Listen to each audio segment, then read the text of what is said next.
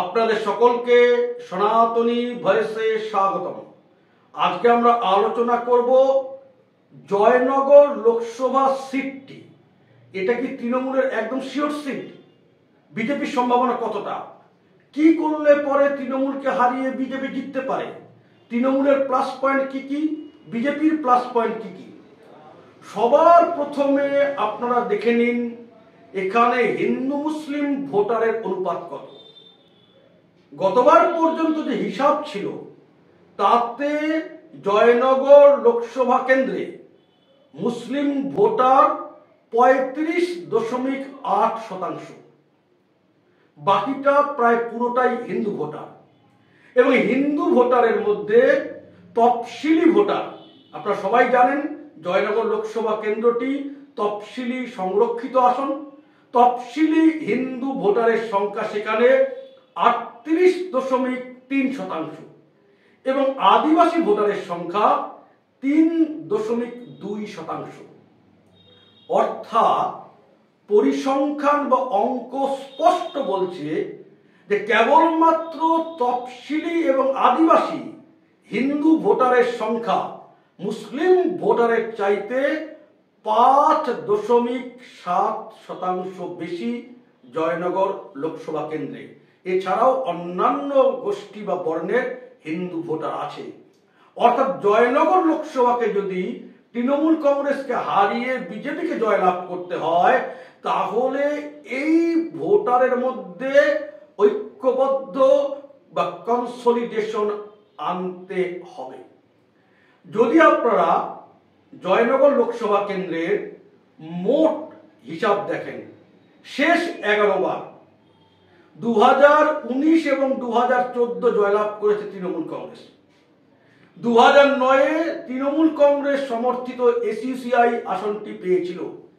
তার আগে পর 8 বার, আবার বলি পর 8 বার আরএসপির সনত কুমার মণ্ডল জয়নগর লোকসভা কেন্দ্র থেকে সাংসদ হিসাবে নির্বাচিত হয়েছেন।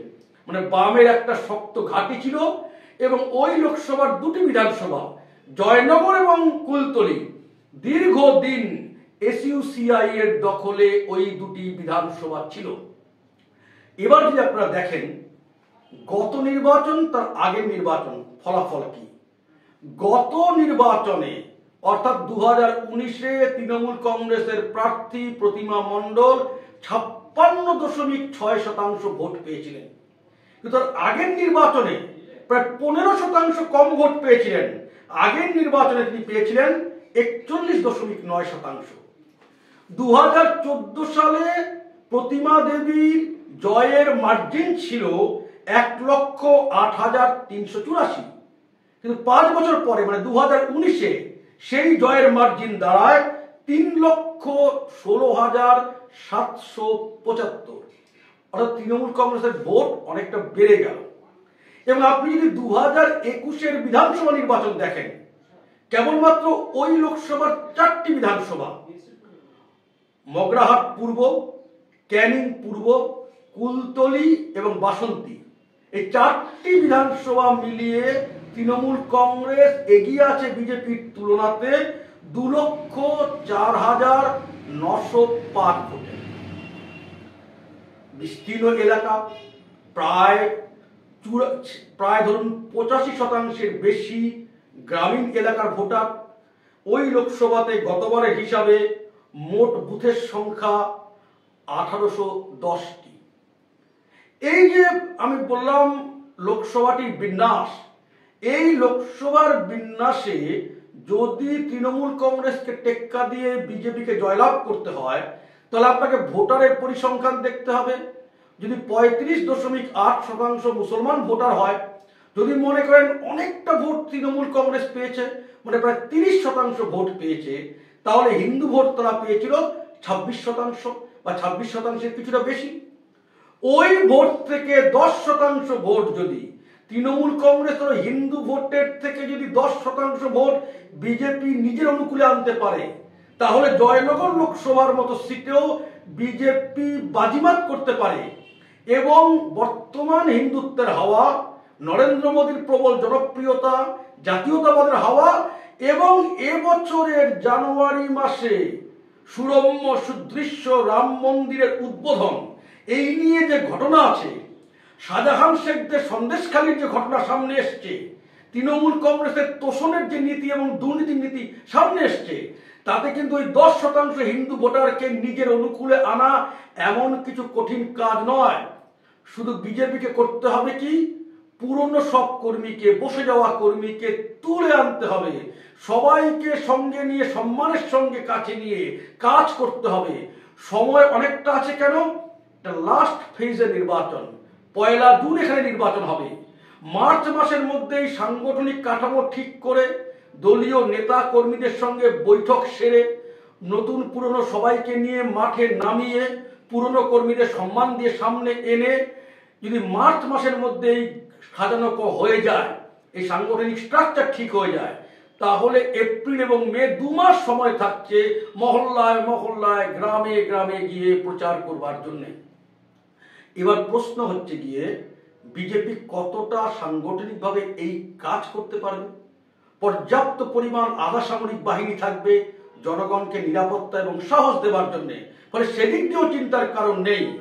তৃণমূল কংগ্রেসের যেমন প্লাস পয়েন্ট আছে, ওদের বুথ প্রতি কর্মীর সংখ্যা অনেক বেশি, তৃণমূল কংগ্রেস সাংগঠনিকভাবে পোক্ত, গতবার বিশাল ব্যবধানে জয়লাভ করেছে, বিভিন্ন পঞ্চায়েত এবং 7টি বিধানসভা তাদের দখলে। সেই সঙ্গে তৃণমূল কংগ্রেসের ঘাড়ে তাদের কিন্তু প্রতিষ্ঠান বিরোধিতা আছে, শাহজাহান শেখদের সন্দেশখালীর মতো একটি ঘটনা আছে, এবং তৃণমূল কংগ্রেস দুর্নীতির সঙ্গে এতটা বেশি যুক্ত হয়ে আছে, তার নেগেটিভ প্রভাব আছে, এবং প্রবল গোষ্ঠীদ্বন্দ্ব আছে। যেমন ক্যানিংয়ে তৃণমূল কংগ্রেসের এক গোষ্ঠী আরেক গোষ্ঠীকে পঞ্চায়েত নির্বাচনের সময় নমিনেশন পর্যন্ত জমা দিতে দেয়নি। ফলে এবার কিন্তু যদি লড়াই ঠিক মতো বিজেপি দিতে পারে, যদি হিন্দু ভোটকে অনেকটা কনসলিডেট করতে পারে নিজেদের পক্ষে, এবং যদি এই নরেন্দ্র মোদীর প্রবল হাওয়াকে সঙ্গে নিয়ে নরেন্দ্র মোদীর কাজ বা বিজেপির কাজ বা এনডিএ সরকারের কাজ বা কেন্দ্রীয় সরকারের কাজকে যদি লোকের কাছে পৌঁছে দিতে পারে, তাহলে যে মনোবল নিয়ে তারা কাজ করবে, তা কিন্তু তৃণমূল কংগ্রেস কর্মীদের মনোবলকে অনেকটাই দমিয়ে দেবে। এবং সেই ক্ষেত্রে কিন্তু এটা সম্ভব আছে তৃণমূল কংগ্রেসকে টেক্কা দেওয়া। জোর দিয়ে তৃণমূল কংগ্রেস বলতে পারবে না যে এই সিট আমরা জিতবই, আমাদের শিওর সিট। নির্ভর করছে বিজেপি কতটা লড়াই দিতে পারে তার উপর। আমি আবার বলছি, 10% তৃণমূলের হিন্দু ভোটকে নিজের দিকে আনতে পারলেই বিজেপি এই জয়নগর লোকসভা কেন্দ্রে বাজিমাত করতে পারবে। আগের বার এখানে এই বিধানসভা কেন্দ্রে প্রায় 82.2% মানুষ ভোটদান করেছেন। অর্থাৎ ভোটদানের হারও যথেষ্ট আছে, মানুষ বুথমুখী হয়, মানুষ ভোট কেন্দ্রে যায়। এটাকে নিজেদের পক্ষে আনার জন্য ক্রমাগত প্রচার করা, কর্মীদের সাথে নিয়ে উৎসাহ দিয়ে প্রচারে নামা, তাহলে পরে হাড্ডাহাড্ডি লড়াই জয়নগর কেন্দ্রেও বিজেপি দিতে পারবে, দেওয়া সম্ভব। কেউ বলতে পারবে না তাহলে ভোটের ফল ঠিক কোন দিকে যাবে। আজকে আমাদের বিশ্লেষণ এই পর্যন্ত। সবাই খুব ভালো থাকবেন। ভারত মাতার জয়।